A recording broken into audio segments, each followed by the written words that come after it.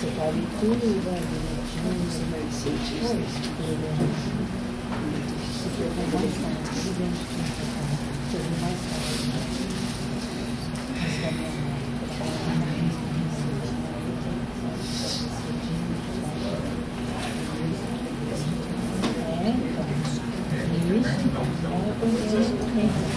Aí vou ver a esqueci você fez tudo isso.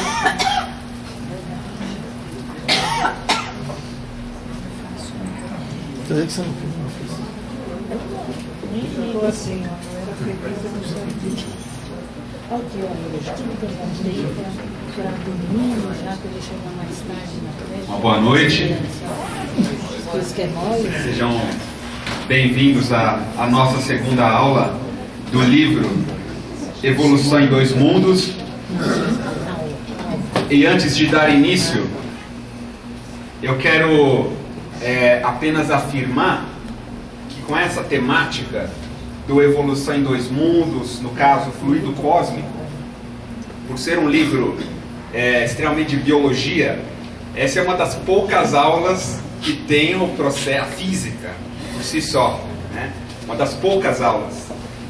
E essa aula de hoje eu ofereço a uma amiga, doutora Marlene Nobre, que foi quem me abriu as portas para eu entrar para eu relembrar meu compromisso reencarnatório da união entre ciência e espiritualidade.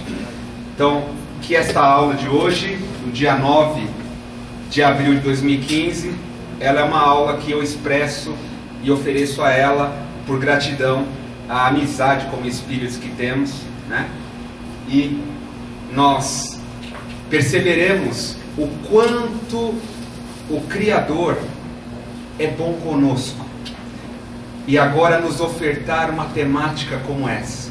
Por isso nós colocamos como homenagem, oferecemos a ela toda essa aula de hoje com muita alegria, porque é pelo fluido cósmico que nós nos conectamos a todas as pessoas que amamos ou que odiamos, porque é por ele que nós vamos transformar também o nosso sentimento frente a todas as pessoas que existem com quem convivemos nesse planeta e em outros. Por que em outros? Porque segundo o livro nos apresenta que o plasma divino, esse fluido cósmico, é o hálito do Criador. É o hálito ou hausto do Criador. Força nervosa do todo sábio. É por esse fluido cósmico que vibram e vivem constelações de sóis, mundos, seres, como peixes no oceano. O fluido cósmico é uma energia primária do Criador, que podemos dar vários tipos de nome a ele. Alá, Deus, Força Suprema,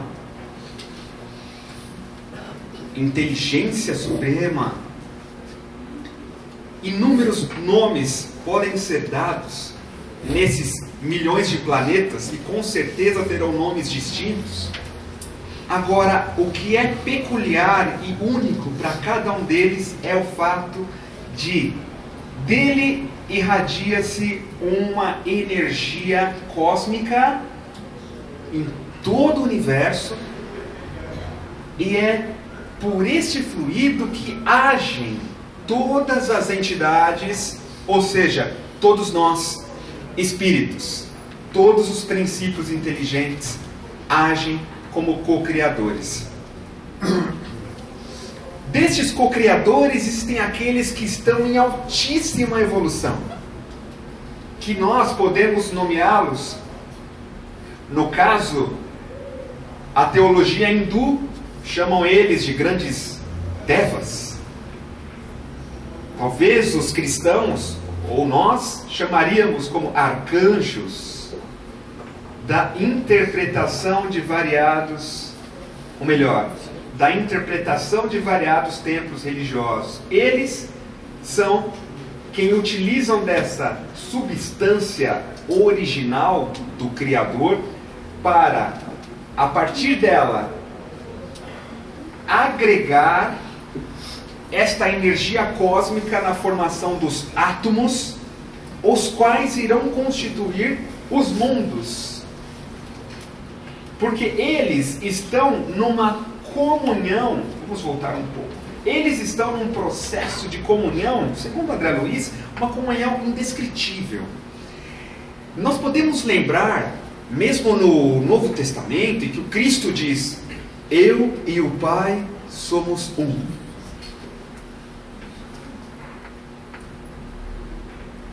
Eu faço, mas é Deus em mim quem faz a obra.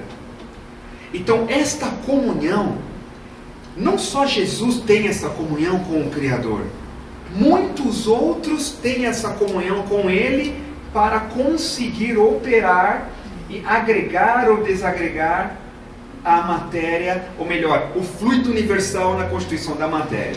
Quando ligamos esse conhecimento com o livro A Caminho da Luz, nós percebemos que o Cristo participou da construção desse planeta. Então, logo, essa comunhão vem de muitos e muitos tempos, e ele, se o universo tem bilhões de galáxias, com bilhões de estrelas, imagine quantos bilhões de espíritos dessa ordem superior existem, capazes de formar um planeta. Então, vários planetas têm vários Cristos, vários espíritos superiores, podemos usar qualquer nome, sim, e eles conseguem atuar naqueles planetas e constituem, como também aqui. Jesus é o responsável, porém existem tantos outros que com ele trabalha aqui, e assim como o Cristo, nosso Jesus, trabalha aqui em outros planetas, tamanha capacidade, se foi capaz de construir um planeta, por que não a capacidade de auxiliar na evolução de espíritos encarnados em outros orbes? Então nós estamos falando de um Cristo, Jesus, que não é nosso, mas que ele é uma referência máxima que nós tivemos até o momento no nosso planeta. Extraindo desse hálito espiritual os celeiros da energia com que constroem os sistemas da imensidade em serviço de cocriação em plano maior, de conformidade com os desígnios do Todo Misericordioso, que faz deles agentes orientadores da criação excelsa. Então, o Criador, ele, a grande força do universo, utiliza desses espíritos para o processo da criação. Eles são os agentes e orientadores da criação. Então, como nós falamos, o planeta Terra foi criado por Deus. Na verdade, esses espíritos, a serviço da grande força do universo, constituem o planeta, que é formado por matéria. Então, como médiums de Deus, eles constroem tudo o que existe no universo. Então nós, agora tendo essa ciência, que aquilo que não é do nosso alcance, nós dizemos, mas foi Deus. Sim, foi Deus, através desses agentes que estão intimamente conectados a eles, por causa da atuação da vontade. Na oração do Pai Nosso, nós colocamos para fora no nosso sentimento, quando falamos que seja feita a vossa vontade, assim na terra, como nos céus, como em toda parte. A vontade dele também se faz por nosso intermédio e por intermédio desses espíritos, quando existe a necessidade de construir novas escolas. Há muitas moradas na casa de meu Pai, ou seja, há muitas escolas espalhadas por esse universo infinito. E estas escolas são construídas por esses engenheiros. Se aqui temos engenheiros civis, arquitetos, em maior escala de evolução intelectual de amor e sabedoria, aos engenheiros e arquitetos siderais, os quais são espíritos que passaram pelo que nós passamos, só que provavelmente, com certeza, existem há muito mais tempo que nós, para poderem chegar aonde já chegaram, a ponto de serem arquitetos, engenheiros siderais, para constituir a nossa morada.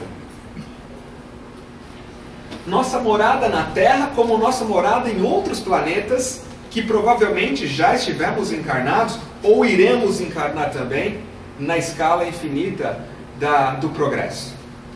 Essas inteligências gloriosas, André Luiz diz, tomam um plasma divino e convertem-no em habitações cósmicas, de múltiplas expressões, radiantes ou obscuras, gaseificadas ou sólidas, obedecendo a leis pré-determinadas.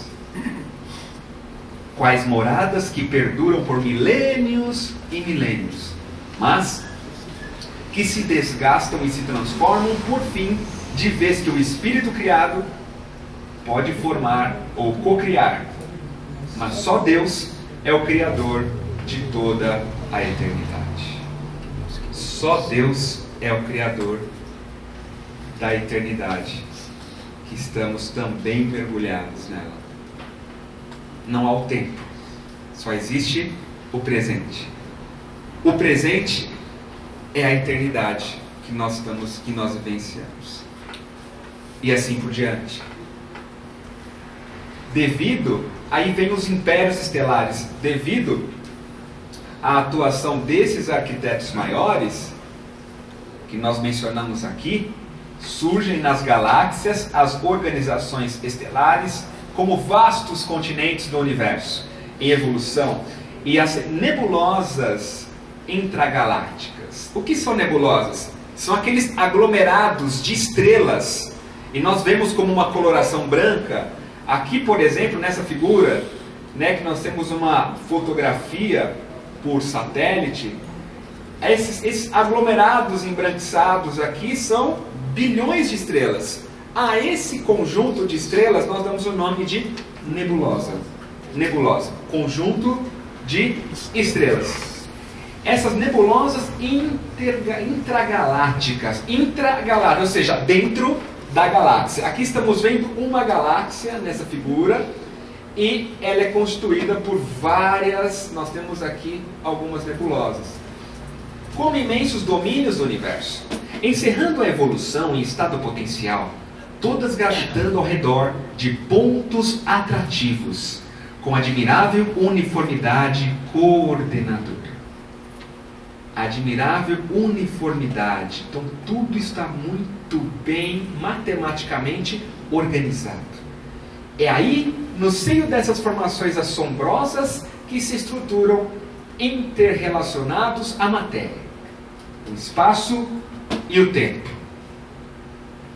a se renovarem constantes, oferecendo campos gigantescos ao progresso do espírito. Então é aqui, nessas formações, como mostra aqui a figura, é que se estruturam, relacionando uns aos outros, o que? A matéria, o espaço e o tempo. A matéria, o espaço e o tempo, elas surgem a partir da existência desse campo formado, que nós vamos chamar aqui de galáxia. Cada galáxia, quanto cada constelação, guardam no cerne a força centrífuga própria, controlando a força gravítica com um determinado teor energético apropriado a certos fins. Então elas guardam a força centrífuga, ou seja, vai ter sempre o que? Um aglomerado de massa, ou um grande sol, um aglomerado de estrelas, e que vai dar um campo gravitacional, e com isso o que? A possibilidade do movimento. A engenharia celeste equilibra rotação e massa, harmonizando energia e movimento, e mantém-se desse modo na vastidão sideral. Estão ouvindo? Só um momento, eu acho que é o meu. Eu estou vendo que a pessoa desliza, não acredito. É o meu.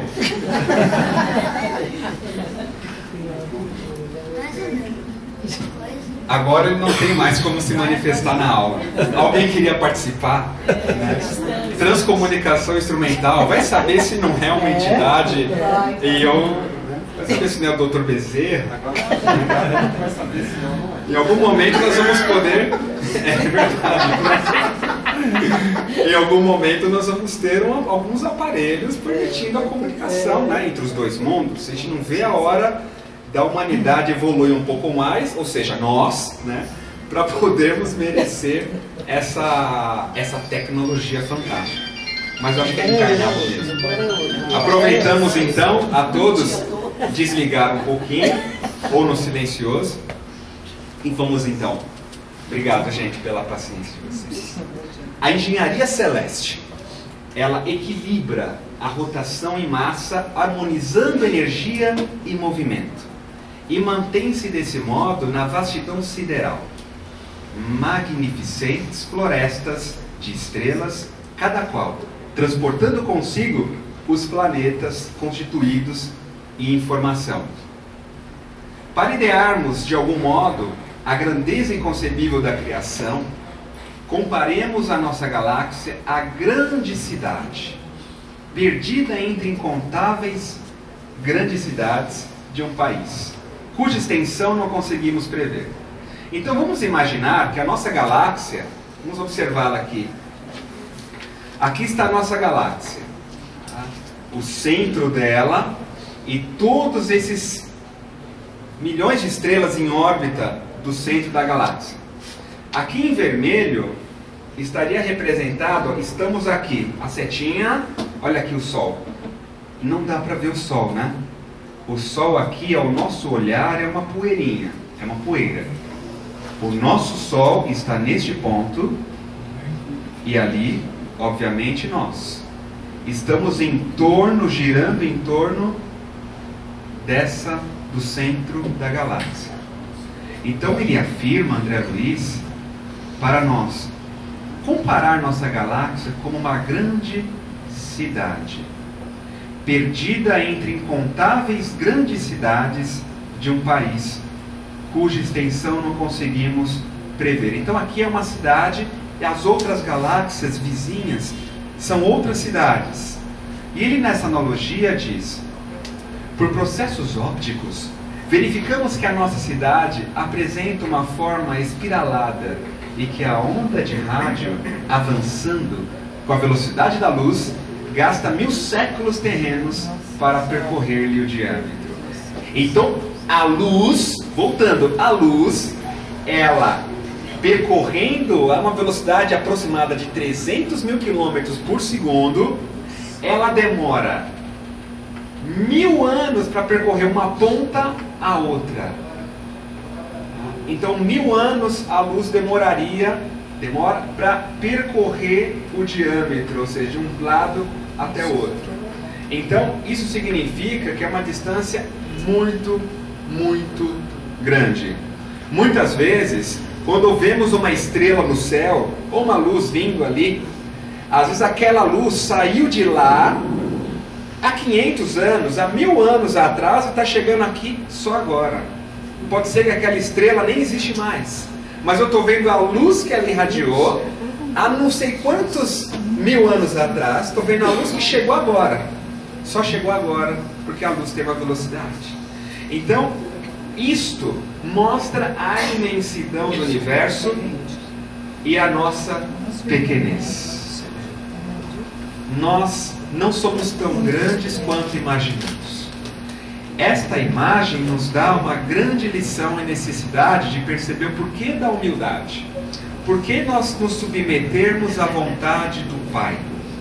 e vermos Deus como um Pai soberanamente justo e bom comparado a nós mesmos.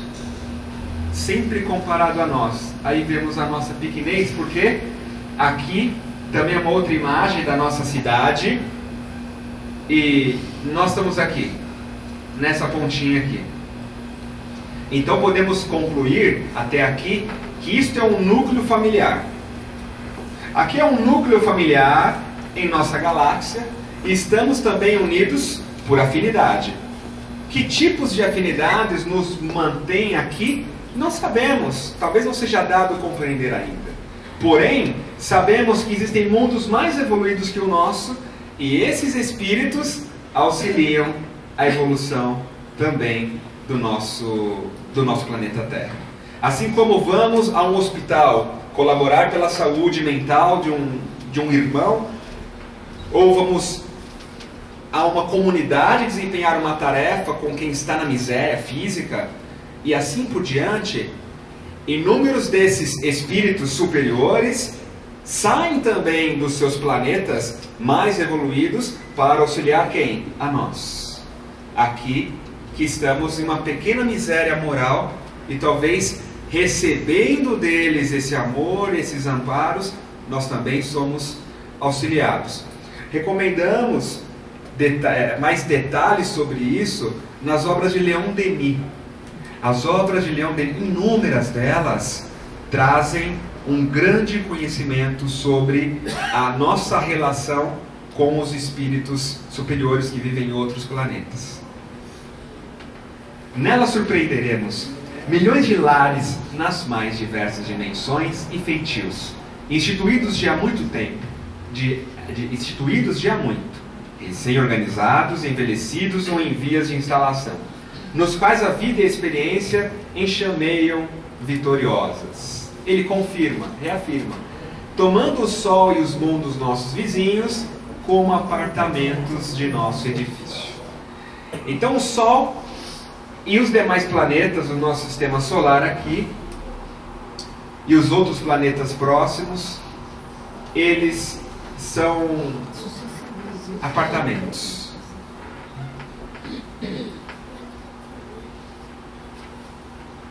Reconheceremos que em derredor repontam outros edifícios em todas as direções.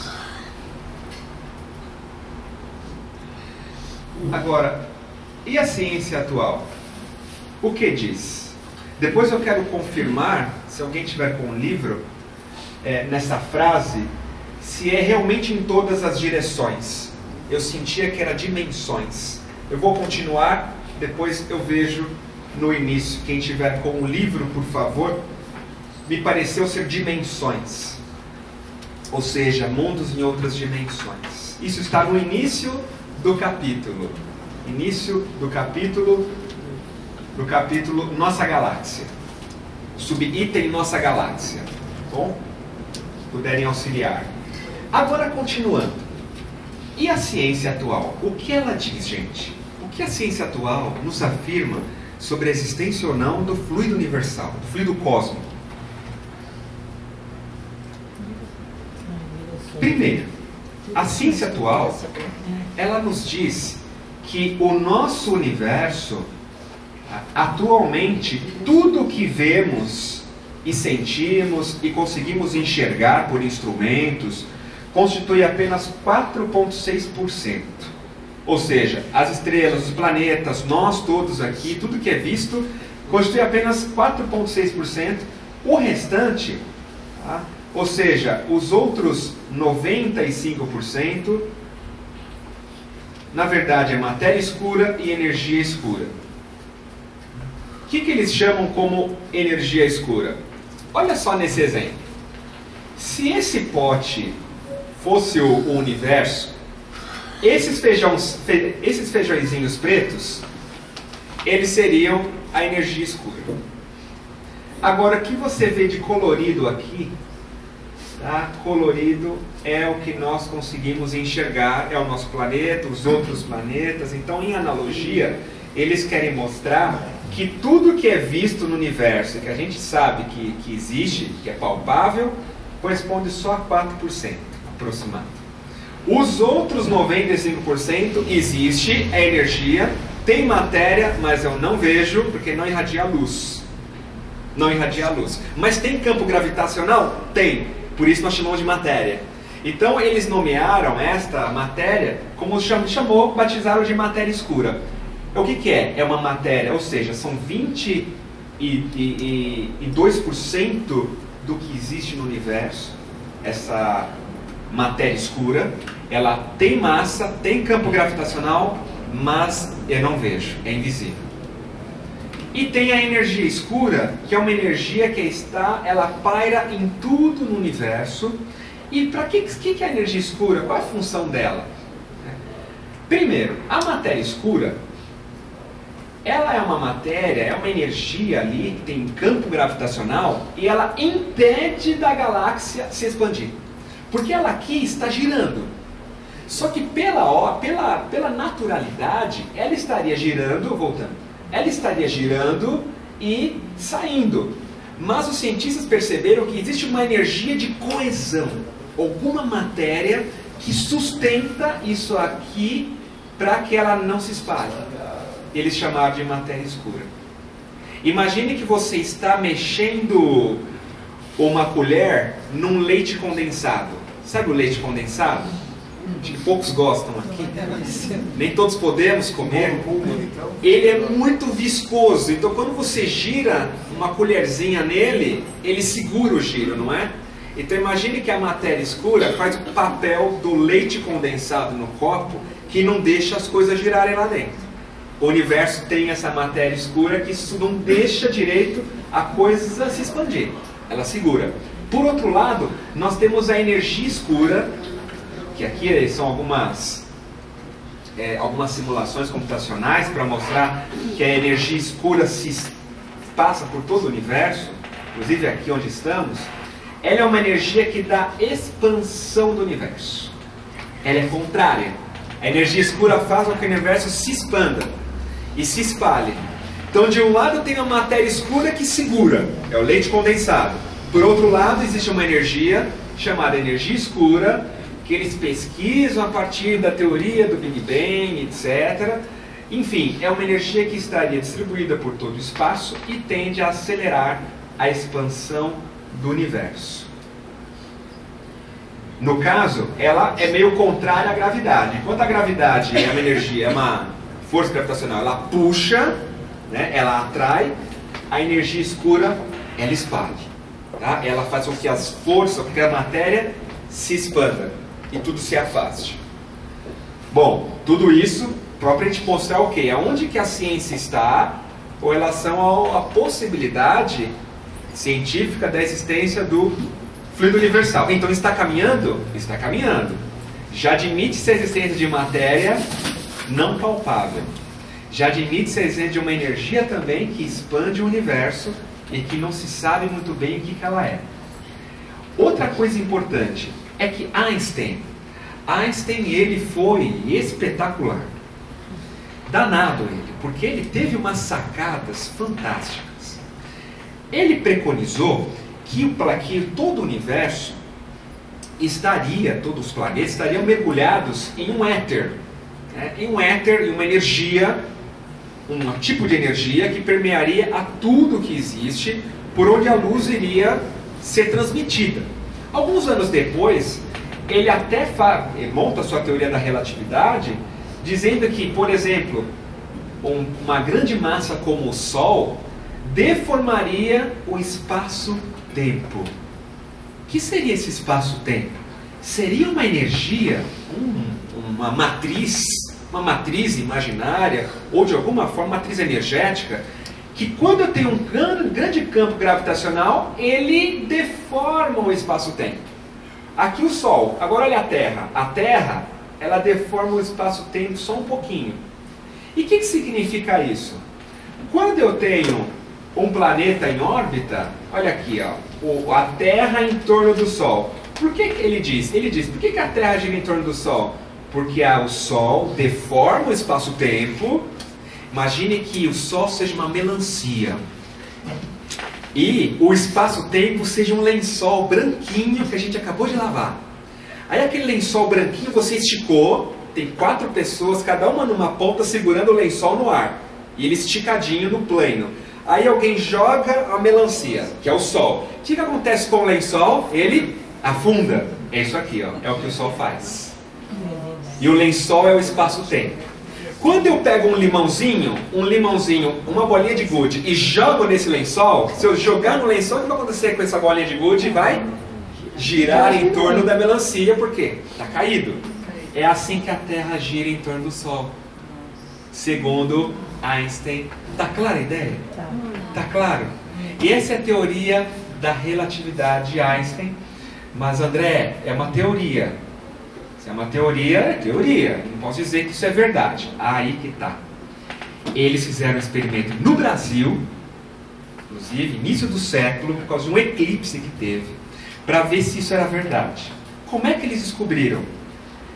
Quando observamos uma estrela, quando estamos na Terra aqui, vendo a estrela, nós estamos vendo o quê? É a estrela? Não. É a luz que vem da estrela. Certo ou não? A luz que vem da estrela chega até a nossa retina. Só que quando eu olho essa luz, eu acho que a estrela, eu vou acompanhando, ó, eu acho que a estrela está ali. Mas na prática, eles descobriram, que às vezes observamos isso no eclipse do Sol, né? Eles viram que na prática a estrela estava aqui porque ela tem um desvio quando o espaço-tempo está deformado pela melancia, quer dizer, pelo Sol. Tá claro? Então, quando o espaço-tempo está deformado, ele atrai a luz. Atrai a luz. Então, esse foi um dos experimentos que mostraram, opa, o Einstein não está tão errado assim. É uma teoria, mas vamos respeitar, porque na prática a luz sofre um desvio. Então, o campo gravitacional atrai a luz. Atrai a luz. Tanto que se o campo gravitacional for muito forte, esse campo, como de um buraco negro, que é uma grande massa, ele atrai tanto a luz que nem a luz consegue escapar. Por isso eles chamam de buraco negro. Por que buraco negro? Porque ele atrai toda a luz para dentro, por ser um campo gravitacional. Então todo campo gravitacional atrai a luz ou desvia o seu raio. Desvia. Então a ciência já admite que existe uma matriz chamada espaço-tempo. No Espiritismo a gente estuda o fluido universal. Então já começa a dar alguns passos na ciência, possivelmente na direção de uma compreensão como essa. Por que chegaram nessa conclusão? Porque Einstein achou o seguinte: bom, a luz ela se propaga. A luz é onda eletromagnética. Se comporta também como partícula. Mas se ela se propaga, ela é uma onda. Então, ela está mergulhada em um éter, ou alguma energia que transmite essa luz. Da mesma maneira que as ondas da água se propagam na água. Da mesma maneira, ele acha que estamos mergulhados em alguma energia, assim como os peixes em torno da água e a onda se propaga ali. Da mesma maneira, ele diz que eu perturbando o ar que nos envolve, eu vou ter a onda sonora. Então ele achou, bom, então existe algum campo em torno da gente pelo qual a luz como onda se propaga e ele chamou de éter. Em 1887, o que seria o éter? Seria esse meio, esse campo, esse fluido que eles chamaram de éter, a gente chama fluido universal, mas seria um campo por onde a luz se propaga igual ou parecido com o som na água, com a onda na água. Em 87, os cientistas Michelson e Morley fizeram um experimento para ver se existia mesmo esse fluido, esse éter. E com a experiência, eles concluíram que não existe. Eles montaram um interferômetro, que é um aparelho que mede a interferência, né, dos raios luminosos, e ali o resultado não existe. Quando chegou, e aí, nossa, várias linhas de pesquisa surgiram. Einstein achou, nossa, não existe o éter, mas e agora? Eles achavam que existia esse éter, ou fluido universal. Achavam que sim. Então passaram-se 100 anos até que fizessem um experimento com os sensores ultramodernos, raios lasers, porque em 1887 não existia laser. Aqui começou, aqui em 83, alguns estudos, tá, da detecção experimental do éter, em 86. Tá? Alguns cientistas trabalharam em cima disso, tá? Algumas publicações, e essa inclusive publicado na nossa tão respeitada Nature, que foi um experimento feito inclusive pela Força Aérea Americana, década de 80. E lá no espaço repetiram aquele velho experimento do Michelson Morley e evidenciaram a existência sim desse éter. O que seria isso? Por onde se propagam, na verdade, as ondas eletromagnéticas. Ou também é a energia cósmica que conecta a todos nós. Porque aqui, eu, em relação aos senhores, tenho uma distância. Aparentemente, eu não estou conectado a vocês. Mas, cientificamente, aqui, eles estão afirmando que existe uma conexão entre eu e você, à distância. De que maneira? Pelo éter. Pelo éter. Isso é a física, a ciência mostrando. Mas por que não é divulgado isso, André? Ou seja, que aí daqui nós podemos extrapolar para as ondas eletromagnéticas. Porque o cérebro tem uma atividade elétrica, então ele pode irradiar o quê? Ondas eletromagnéticas. Então do meu cérebro para o seu pode propagar pelo éter essa energia e se propaga. Através de André Luiz, as obras de André Luiz, nós sabemos que sim. Agora aqui é um começo para que a ciência comece a convergir com o que o Espiritismo está nos ensinando. E essa descoberta, por que não é revelada para nós? Porque já existem muitas linhas de pesquisa considerando que isso aqui não existe, que o éter não existe, que o fluido universal não existe. E isso perderia muito dinheiro. Não é interessante para muitas pessoas isso. Mas na realidade nós estamos afirmando que sim, e é por isso que justifica a cura espiritual, o passe, imposição de mãos, atuação à distância. Cientificamente é esse o mar energético que todos estamos mergulhados. E que Einstein chamou de éter, ele estava certo, só que a comprovação só foi possível agora. Então, voltando ao nosso querido Albério, nosso curso anterior, né, dos domínios da mediunidade, ele afirmou, da superestrutura dos astros à infraestrutura subatômica, tudo está mergulhado na substância viva da mente de Deus. Então, mais uma comprovação do que como peixes e as plantas da água estão contidos no oceano imenso. A ciência já está se aproximando disso. Então, agora, ainda uma evolução em dois mundos. Vou passar aqui. Sob orientação das inteligências superiores, congregam-se também os átomos. Então os átomos são congregados também a partir dessas inteligências superiores. As inteligências superiores, por quê? É sob a pressão espiritualmente dirigida de ondas eletromagnéticas. Então eles aplicam uma onda eletromagnética, né, a partir deles mesmos como espírito. Isso faz com que eles reduzam as áreas intratômicas sem perder movimento, para que a massa nuclear fique bem adensada. Então tudo isso é feito pelas inteligências superiores na formação do planeta. Eles colocam tanta potência eletromagnética que cria uma pressão. Hoje nos laboratórios, na Unicamp já tem a pinça óptica, que é um laser que você consegue, pela pressão do laser, manipular a matéria, né? Então eles fizeram isso na formação do planeta, e deu origem ao que chamamos de átomo, conforme conhecemos hoje. Então, por que o átomo é assim? Porque aquelas entidades na formação do planeta fizeram todo esse processo, e isso se mantém coeso. Aqui o núcleo do átomo, as partículas, o átomo absorve energia, e quando ele absorve energia, o elétron sofre um salto quântico, Tudo isso aqui orquestrado pelas entidades superiores. Deixa eu ver se ele abre aqui. A gente vai mostrar no outro dia. E a atuação desses espíritos superiores na matéria, ela sempre ocorre pela vontade canalizada, tá, como energia, levando a um salto quântico também. E essa energia da vontade, o átomo libera onda eletromagnética.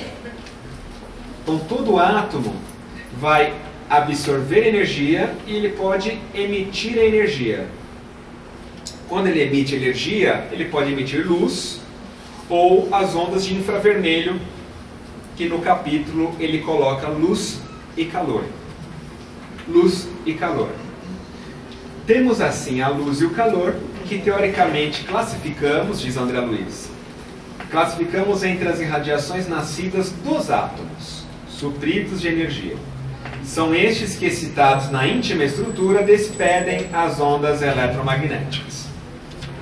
Exatamente como nós mostramos. Os mundos ou campos de desenvolvimento da alma, com as suas diversas faixas de matéria em variada expressão vibratória, ao influxo ainda dos tutores espirituais. São acalentados por irradiações luminosas e caloríficas, sem nos referirmos às forças de outra espécie que são arrojadas do espaço cósmico sobre a Terra e o homem, garantindo-lhes a estabilidade e a existência. Então existem forças de outra espécie. Olha que interessante como o que nós sabemos de ondas eletromagnéticas ainda é pouquinho perto do que realmente existem, ou seja, existem outras forças de espécies diferentes que vêm do espaço cósmico sobre o planeta Terra e sobre nós e que garante nossa existência. Então, tem mais coisa na ciência para descobrir sobre que tipo de energia também vem de outros mundos para cá.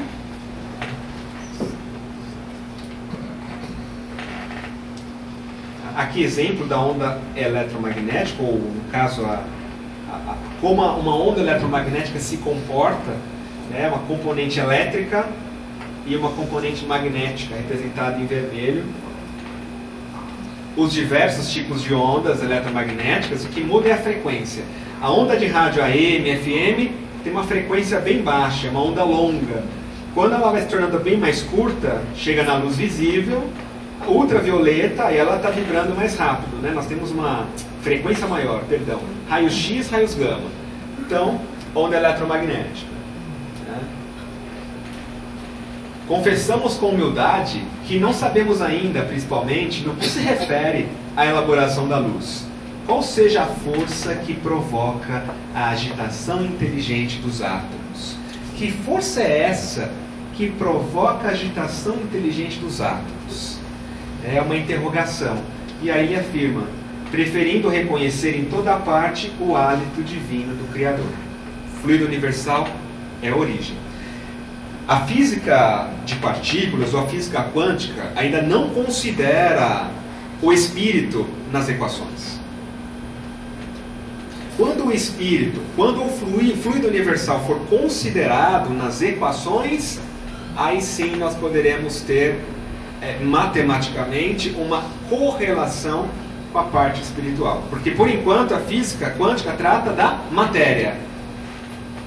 As equações são referentes à matéria, aos átomos, mas não se colocou ainda o espírito, uma ação da vontade ali nas equações, ou seja, a vontade de um princípio inteligente.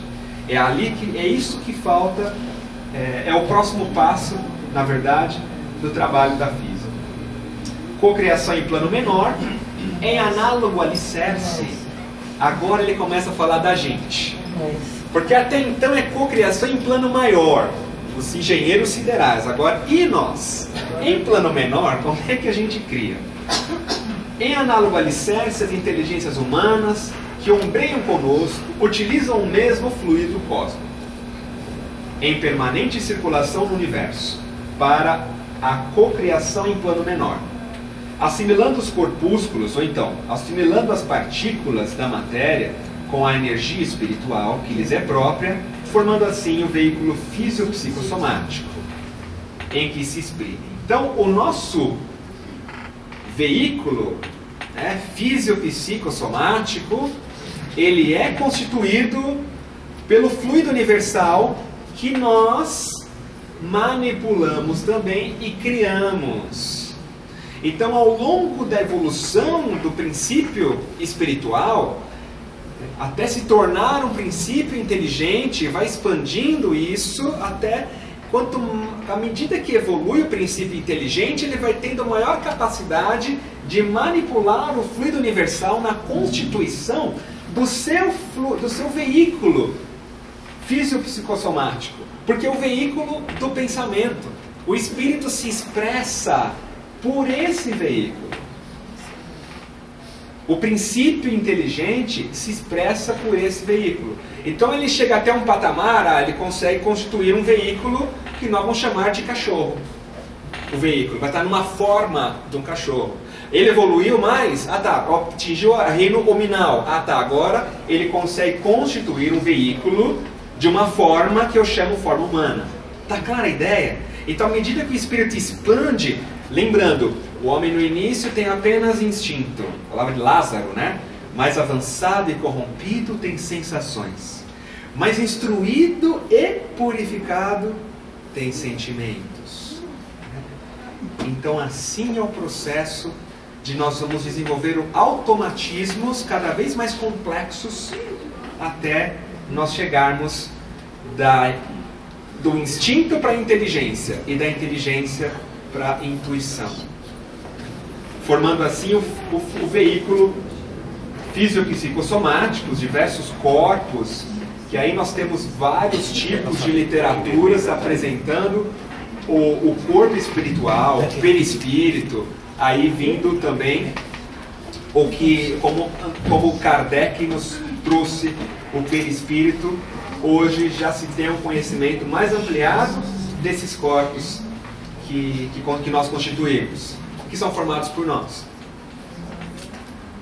Dentro das mesmas bases, plasmam também os lugares entenebrecidos pela purgação infernal, gerados pelas mentes desequilibradas ou criminosas, nos círculos inferiores e abismais, a que valem por aglutinações de duração breve no microcosmo em que estagiam, sob o mesmo princípio de comando mental com que as inteligências maiores modelam as edificações macrocósmicas. Aqui, as entidades mais trevosas, envolvidas, no caso, criminosas, elas plasmam exatamente aquela cidade no plano inferior, ou o que nós podemos chamar de umbral, é plasmado pelas entidades que ali estão.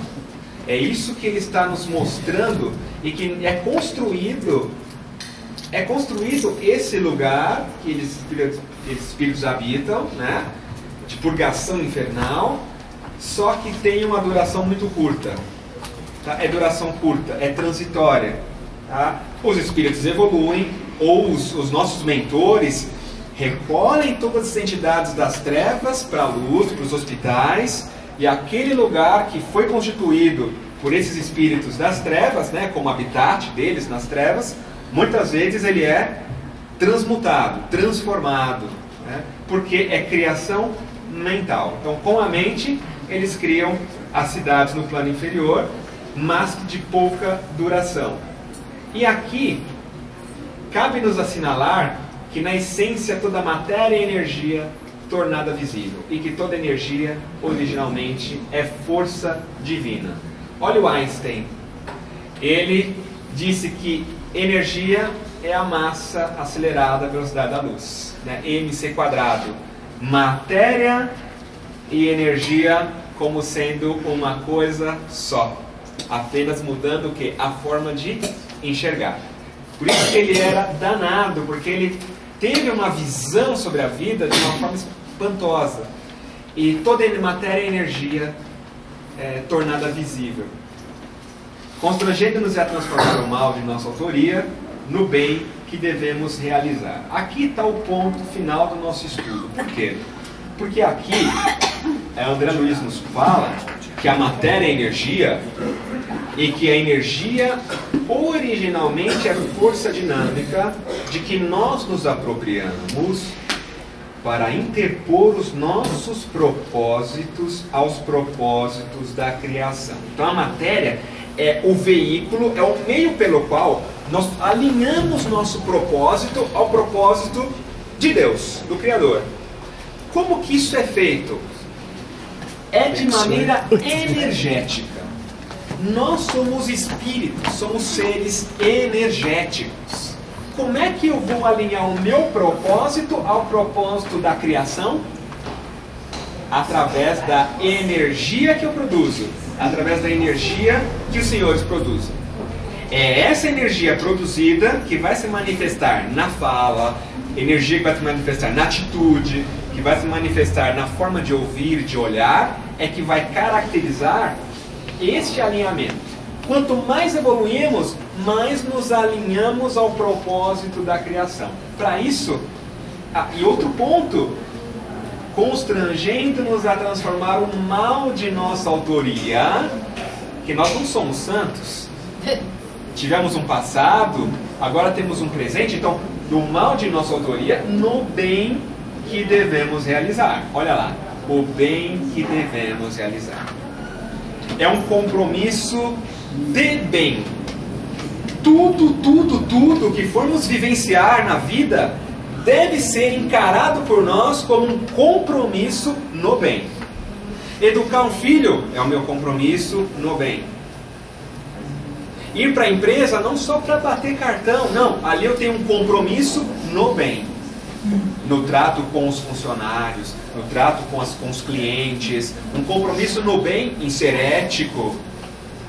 Se estamos na política, se estamos em cargos de liderança, ou somos subalternos, saber que ali varrendo aquela casa é um compromisso de autoria no bem, para me redimir do mal que também trago em mim. É no bem que transforma-se a energia do nosso sentimento. Então tudo é para o bem. Só que se eu não souber responder essas perguntas, como fazer? A primeira, qual é o meu propósito na vida? Qual é o meu propósito de vida ou nessa encarnação? Eu preciso saber. Por que é importante eu saber para que eu estou aqui, qual é o meu propósito, o que eu quero, qual é a minha missão? Para que saber? Para poder alinhar com o propósito de Deus. Qual é o propósito da criação? Por isso é a fé raciocinada. É uma fé raciocinada que nos faz sentir Deus em nós. Sentir que, assim como o engenheiro sideral, ele é utilizado pelo Criador para criar, nós também podemos sermos instrumentos do Pai na prática do bem. Então, qual é o meu propósito na vida? É eu vir para o grupo espírita trabalhar, mas com um propósito no sentimento. É eu ir lá para o hospital trabalhar, atender os pacientes com um propósito interno. Muitas vezes silencioso, a gente não deve estar falando para todo mundo qual é o seu propósito. Mas é sentir, o paradigma médico espírita é vivenciar isso. Ok, vamos em frente, vamos superar chuva, seca, falta de água e vamos fazer o que precisa ser feito. Porque nada vai nos faltar para executar o propósito da criação. Afinal, é Ele que tem um propósito em relação a nós. Portanto, nada vai nos faltar. Mesmo que o Brasil tenha uma crise econômica, nada vai faltar para a gente realizar o propósito da criação. É nós trabalharmos e fazer a nossa parte para quê? Transformar o mal de minha autoria no bem em que devo realizar. Porque agora é uma nova encarnação e estamos todos juntos novamente. É por isso que ele termina dizendo: compete-nos, pois, a notar que o fluido cósmico ou plasma divino é a força em que todos vivemos, nos ângulos variados da natureza, motivo pelo qual já se afirmou e com toda a razão que em Deus nos movemos e existimos para, através desse fluido, fazer o que ele fez. Através desse fluido universal, que é o tema do nosso estudo, é que o mental dele pôde curar o cego de nascença aqui. Misturou um barro com a própria saliva, manipulou a energia e curou o cego. Da mesma maneira que ele fez Lázaro levantar do sepulcro, da mesma forma ele disse: venha a mim as criancinhas. Foi por meio desse fluido que ele deixou essa energia que está pairando agora em nós, que sem a prática nós não temos como realmente nos alinharmos ao propósito da criação. O propósito dele em relação a você, em relação a mim, é que a gente faça isso, ó. Não é nem que a gente saiba de cor o livro Evolução em Dois Mundos, mas para que a gente utilize o conhecimento do livro Evolução em Dois Mundos para fazer isso aqui, ó. Senão, de nada vai adiantar para nós. E para fazer isso aqui, um novo mandamento vos dou, que vos ameis uns aos outros assim como eu vos tenho amado. Através deste testemunho reconhecerão que sois meus discípulos, se tiverdes amor uns pelos outros. Muito obrigado, muita paz a todos.